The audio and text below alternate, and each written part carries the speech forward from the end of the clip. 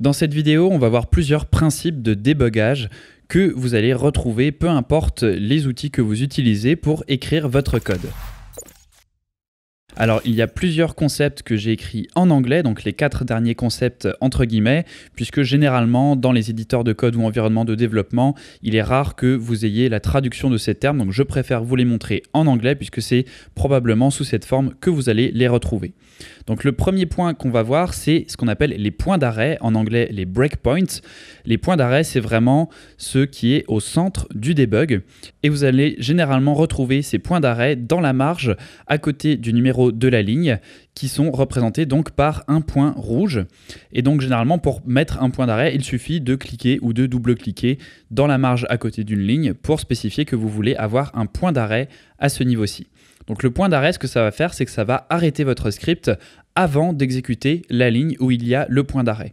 Donc là, avec le point d'arrêt à la ligne 5, Python va lancer mon script et avant de faire le print et d'appeler donc la fonction add dans ce cas-ci, il va s'arrêter et va m'indiquer où il est rendu dans le script. Donc à ce moment-là, je vais avoir un aperçu des variables qui sont définies dans l'espace global ou local de mon script. Je vais avoir une idée des fonctions qui sont dans la mémoire de mon script, etc. Donc tous les objets, tout ce qui a été déjà exécuté par Python, je vais y avoir accès, je vais pouvoir l'analyser.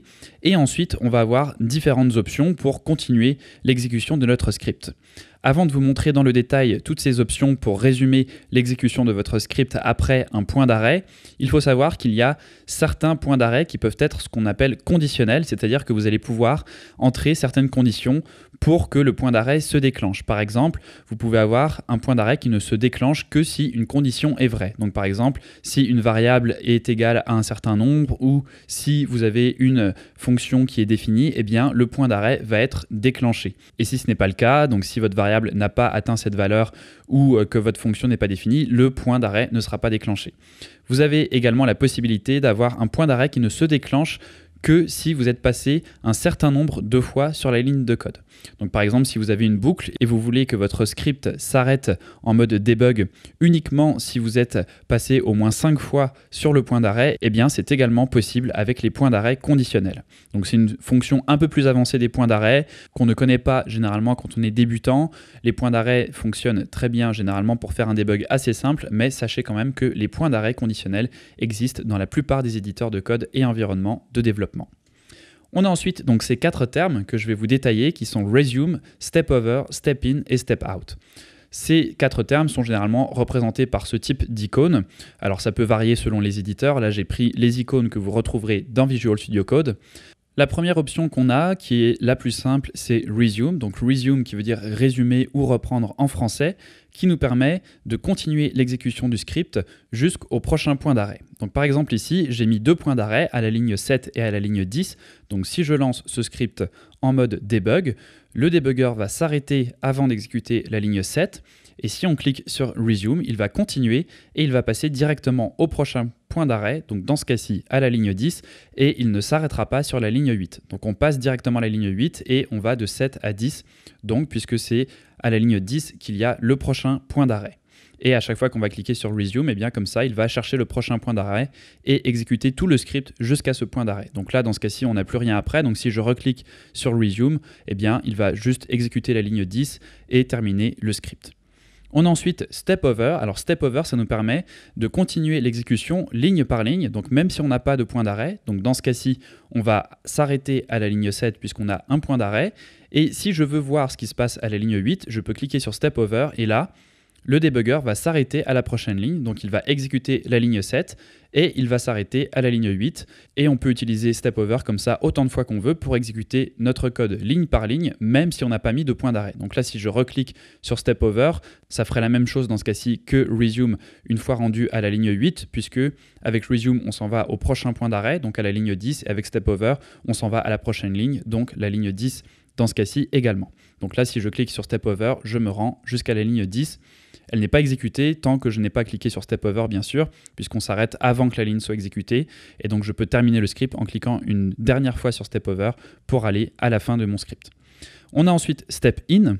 Donc, Step In, ça permet de rentrer dans le détail d'une ligne. Donc, par exemple, ici, je m'arrête à la ligne 10 et si je clique sur Step Over ou Resume, je vais exécuter la ligne au complet.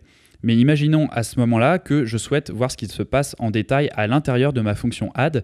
Eh bien, je peux utiliser cette fonction step-in pour rentrer à l'intérieur de la fonction add qui est appelée à la ligne 10. Et dans ce cas-ci, le débugger va donc se rendre à la première ligne de code qui est contenue dans ma fonction add. Et à ce niveau-là, on pourra ensuite choisir de résumer le script donc avec resume ou là encore de faire du ligne par ligne en utilisant par exemple step-over. L'autre option qu'on a, une fois qu'on est rendu dans un bloc comme celui-ci, c'est step out. Donc là, imaginons que je sois à l'intérieur de cette fonction add et que je ne souhaite pas exécuter chaque ligne de code, par exemple avec step over, mais que je veux juste exécuter la fonction au complet pour ressortir ensuite, eh bien, je peux utiliser step out qui va ressortir de cette structure. Donc dans ce cas-ci, il va juste exécuter la structure conditionnelle, le return et revenir au niveau de la ligne 10. Donc voilà pour ces 4 options, resume, step over, step in, step out, qui nous permettent de contrôler très précisément l'exécution de notre code. Donc généralement, on commence par mettre des points d'arrêt à des endroits qu'on identifie comme problématiques et après, si jamais lors de l'exécution du debug, on se rend compte qu'on aimerait avoir un peu plus de détails, qu'on aimerait s'arrêter sur une ligne ou rentrer à l'intérieur d'une structure, et bien là, on peut utiliser les options step over, step in et step out pour contrôler précisément l'exécution de notre programme. Cette vidéo sur les principes du débugage fait partie d'une formation plus complète sur les erreurs et le débugage avec Python et qui est disponible pour les membres inscrits à Docstring. Pour ceux que ça intéresse, j'ai mis le lien vers la formation dans la description de la vidéo. Comme d'habitude, si cette vidéo t'a plu et que tu as appris des choses, n'oublie pas de mettre un pouce bleu et de t'abonner à la chaîne si ce n'est pas déjà fait.